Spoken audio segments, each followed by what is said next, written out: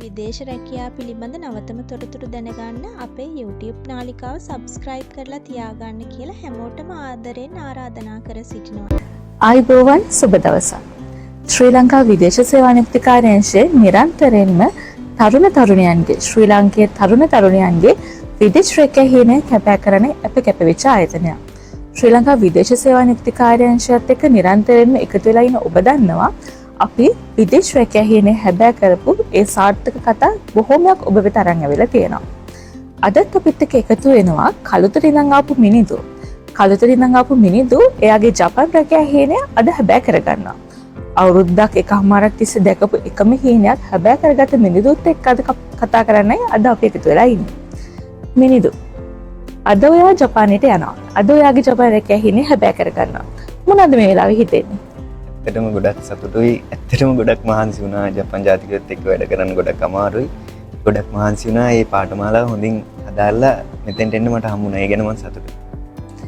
මිනිදු අද ජපාන් රැකියාහිනේ හැබෑ කරගන්නවා. මිනිදු යන්නේ මොන රැකියා ශාස්ත්‍රයටද? මම යන්නේ දීවර බෝට්ටු හදන රැකියාවකට යනවා.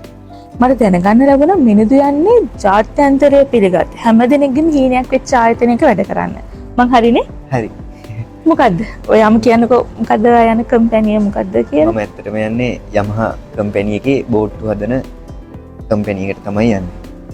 Yamaha වගේ කම්පැනි එකට ඕගොල්ලෝ කියන්නේ ශ්‍රී ලංකේ කියන දෙක නිතරම ඇහෙන ගැටෙන ආයතනය තමයි Yamaha ආයතනය.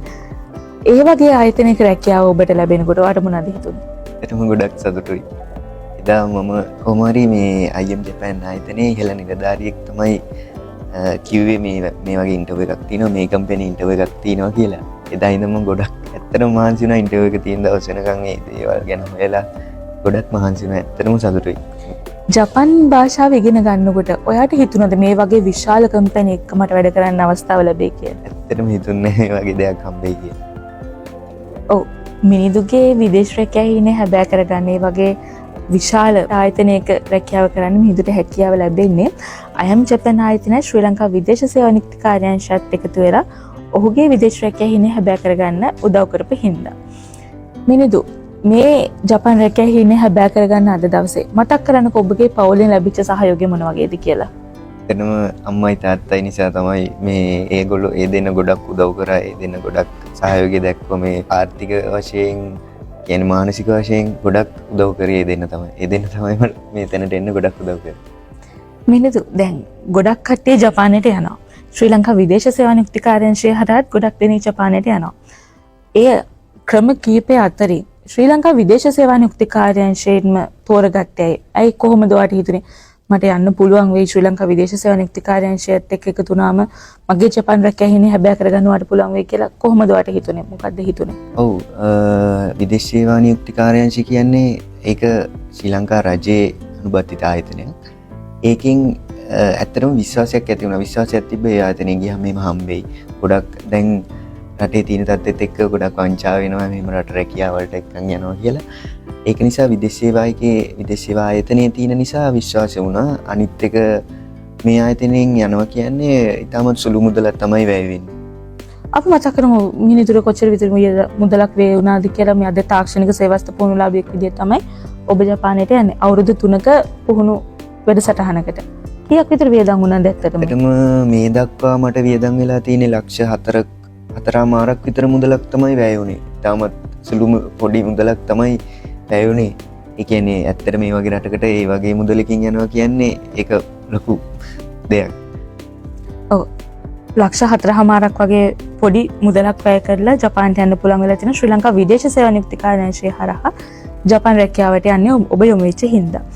ඇත්තටම ජපානට යනවා නම් අද අපිට ගොඩක් තොරතුරු ලැබෙනවා වංචා වෙනවා ලක්ෂ 35 ලක්ෂ 40 වගේ මුදලක් අය කරනවා එහෙම කියලා.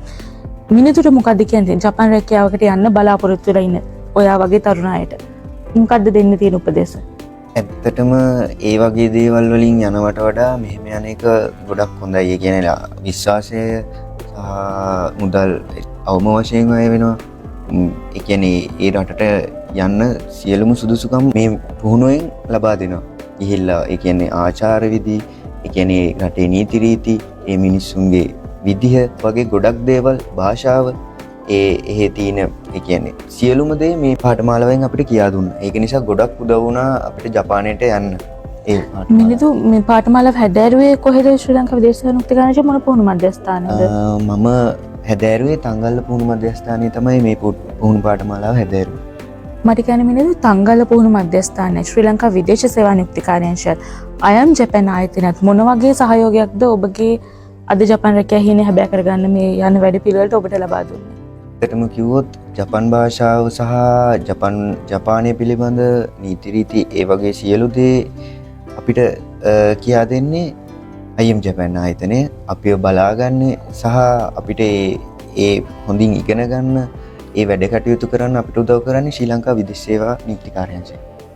ඔව් මිනිදු අවුරුදු 22ක් වගේ පොඩි වයසකදී තමයි ජපානයට අද යොමු වෙන්නේ. හරි මිනිදු මට කියන්න දැන් තවත් ඔයාගේ පස්සේ දැන් ඔයාගේ මේ වීඩියෝ එක බලලා අනේ මටත් ජපාන් යන්න පුළුවන් නම් කියලා හිතන කට්ටිය ඇති.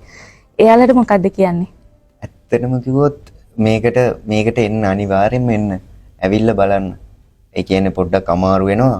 ජපානය කියන්නේ කොහොමත් අමාරු රටක්. ඒක නීති රීති ගොඩයි වැඩ අමාරු එහෙම තියෙනවා. නමුත් මේක කරගෙන ඉස්සරහට යනවා කියන්නේ ලොකු දෙයක්. මේක ඇත්තටම ලංකාවේ තියෙන හොඳම දෙයක්.